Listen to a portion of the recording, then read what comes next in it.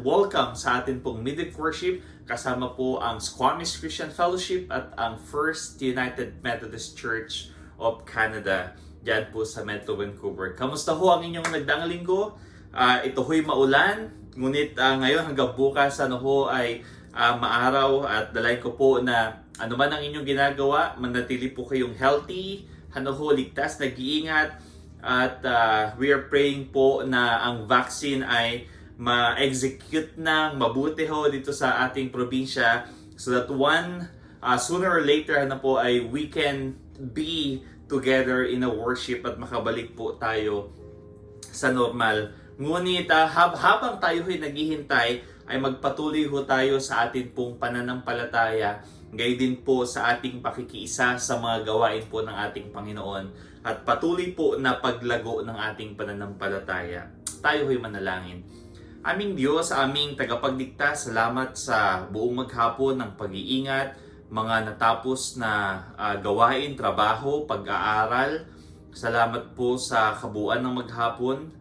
Ikaw ang aming patuloy na pinapupurihan, pinapasalamatan, sinasamba, at ikaw po ang patuloy na mahayag sa aming kalagitnaan. Sa pangalan ni Jesus, ito pong aming panalangin. Amen at amen. Sa atin pong pagbubulay-bulay ngayong gabi, ito po'y matatagpuan sa Mateo chapter 26.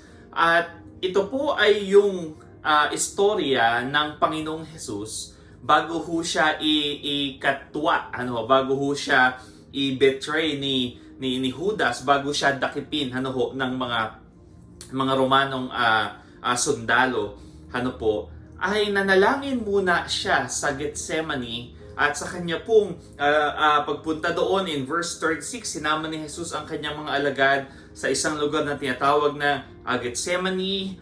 Sinama niya yung ibang, ngunit pinaiwan niya ho sa isang lugar. Ngunit sa verse 37, sinama niya sina Pedro at ang dalawang anak ni Zebedeo.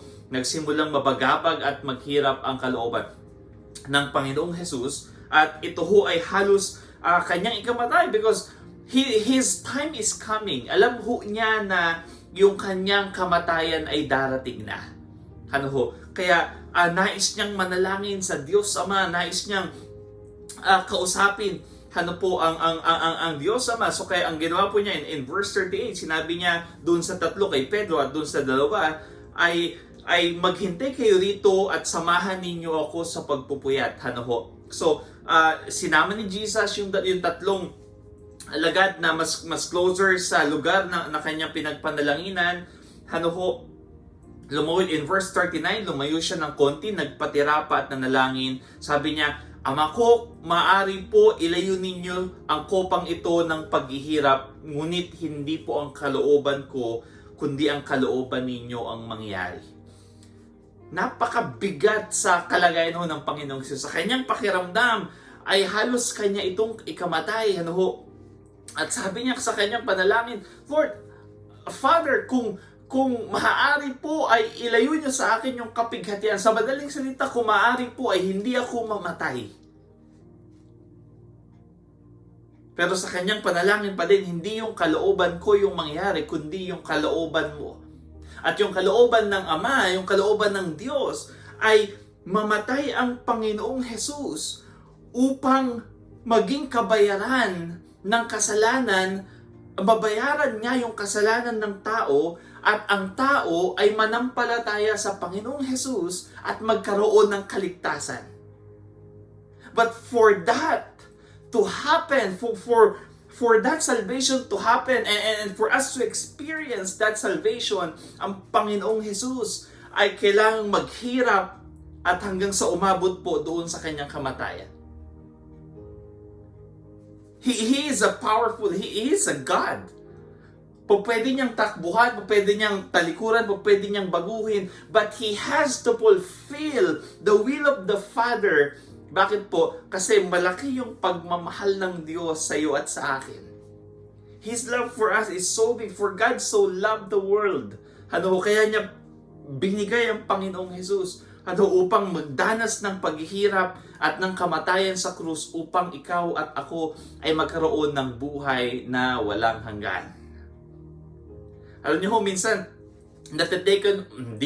madalas ay natetaken for granted natin yung kaligtasan na meron tayo, yung buhay na walang hanggan na pinagkaloob ng Diyos sa atin sa pamamagitan ng ating pananampalataya sa Kanya.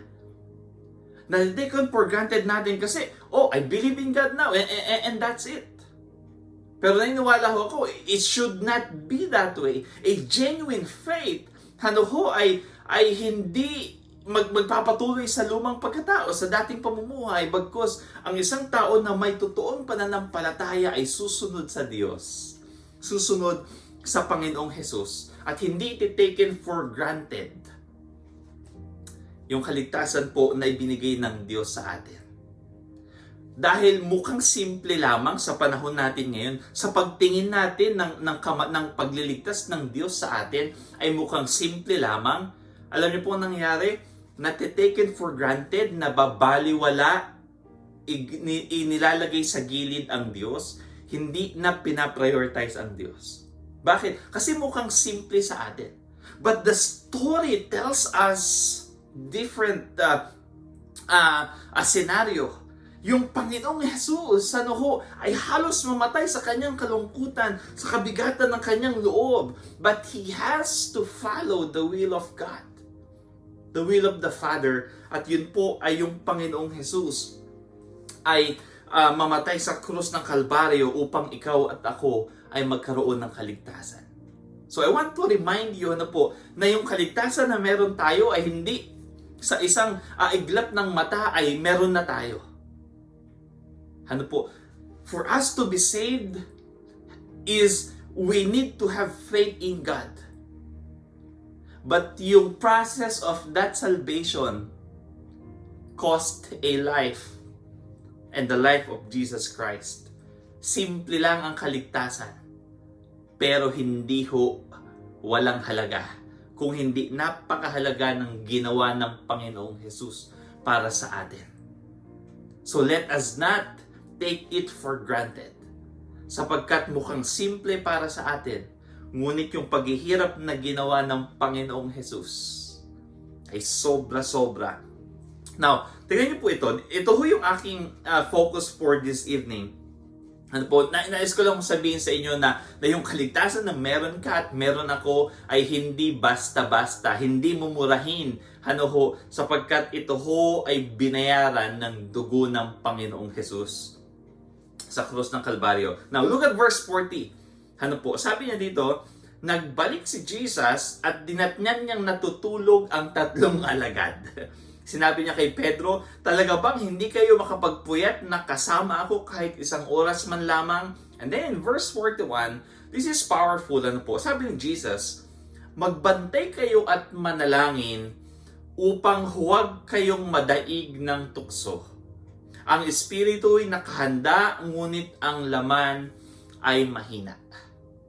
Then after that, Jesus bumalik po, nanalangin uli siya sa kanyang pagkatapos na manalangin, pagbalik ko niya, in verse 43, muli siya nagbalik at nakita na naman niyang natutulog sila sapagkat sila ay antok na antok. The reminder of Jesus doon sa kanyang mga disciples, magbantay kayo at manalangin. Upang hindi madaig ng tukso, ang espiritu'y nakahanda, ngunit ang laman ay mahina. So, we know the truth. Alam natin yung ating kalagayan. At alam natin na ang tao ay madaling ma-distract, ang tao ay madaling matukso, ang tao ay madaling maibaling sa ibang atensyon, ang kanyang atensyon. Si Jesus may tip na binigay doon sa kanyang mga disciples. Magbantay kayo at manalangin palagi upang hindi kayo madaig ng tukso. And I am worrying, ako ay nag-aalala sa mga panahong ito sapagkat marami ang dating aktibo sa church, who are attending church, who are attending the fellowship, ay hindi ko na nakikita.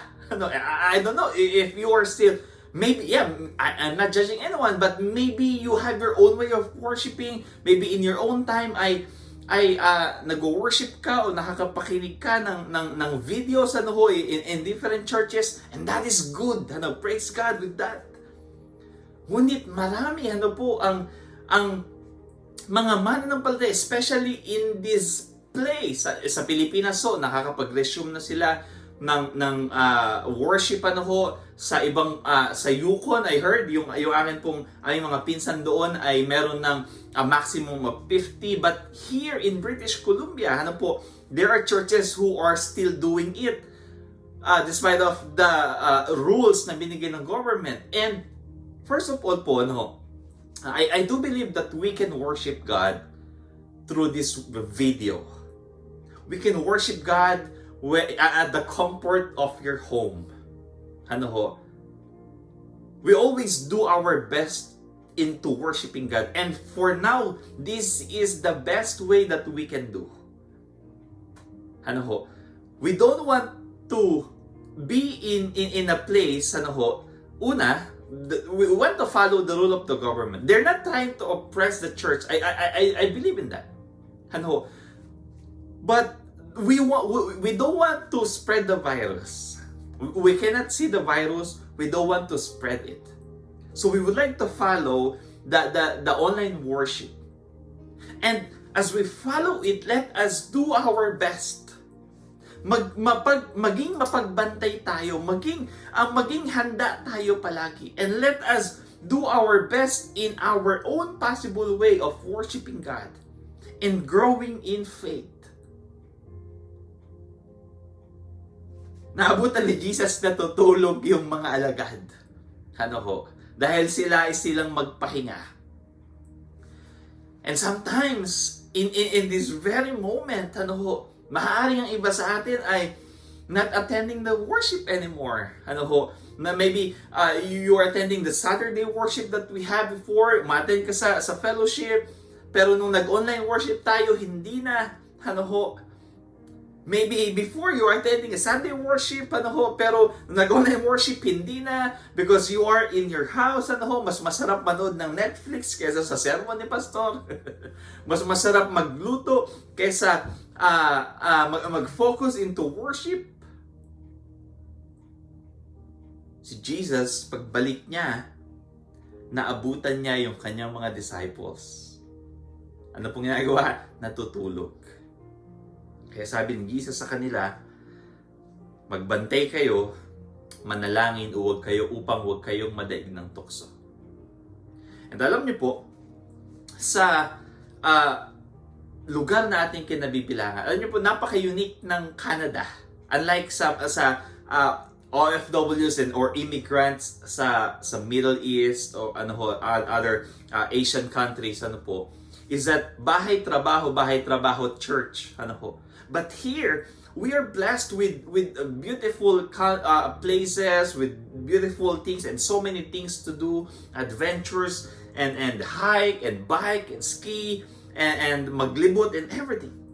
And sometimes, yung mga blessings na to, sometimes yung mga bagay na ito, ay nagiging hadlang, nagiging tukso, upang yung ating focus, ay mawala doon sa pagbabantay at pananampalataya sa Diyos. Another unique thing here is that if you have free time, you can always look for part-time jobs and work. Because if you work for an hour, you have 20 to 30 bucks. If you work for 40 hours, ay mas malaki. But we have to remember that we have faith in our God. Na tayo po ay mayroong pananampalataya sa Diyos, at yung pananampalataya natin ay hindi lang basta-basta, sapagkat ito ay binayaran ng dugo ng Panginoong Jesus. Yung kaligtasan natin ay binayaran ng paghihirap at kamatayan ng Panginoong Jesus sa krus. And our part is to observe our faith. Magbantay tayo. In fact, kailangan lalo nating magbantay. Because the truth is, we are living here while waiting for the coming of Christ. in two things. Either we die first and we meet God, or Christ will come here at maaabutan niya tayo. And I pray na maabutan tayo ng Diyos na nagbabantay at hindi natutulog. Na nagbabantay at may mainit na pananampalataya. Na nagbabantay at faithful sa Kanya. Minsan po ang ating sasabihin ay, matagal pa naman siguro akong mamamatay, bata pa ako. Matagal pa naman yung pagdating ng Panginoong Hesus. I-enjoy ko muna yung Canada, i-enjoy ko muna yung Squamish. Mag-work and work muna ako so I can have dami ng pera, I can buy what I want, I can go wherever I want. Ano po? You can do it. We can do it. But we have to see na hindi tayo aabutan ng Diyos na natutulog at magpapataig sa tukso. Alam niyo po, yung tukso, hindi ka naman yan bibigyan ng pangit para tuksuhin ka. Hindi ka naman yan bibigyan ng pangit. Hindi ka matutukso doon, madidistract kang I'll have my faith to Christ. Pero yung kaaway, ang pinapain niyan yung magaganda.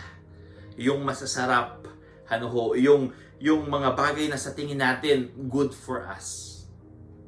So we have to be careful. Kailangan po nating magpagbantay at manalangin at makipag-usap palagi sa Diyos. And one of the ways to do that is to worship with us. Every Wednesday or every Saturday, or if you cannot do it, there are churches around you or there are other live worships ng iba't ibang simbahan. Worship with them. Go with them. Listen to the words and grow. Because one day, Christ will come.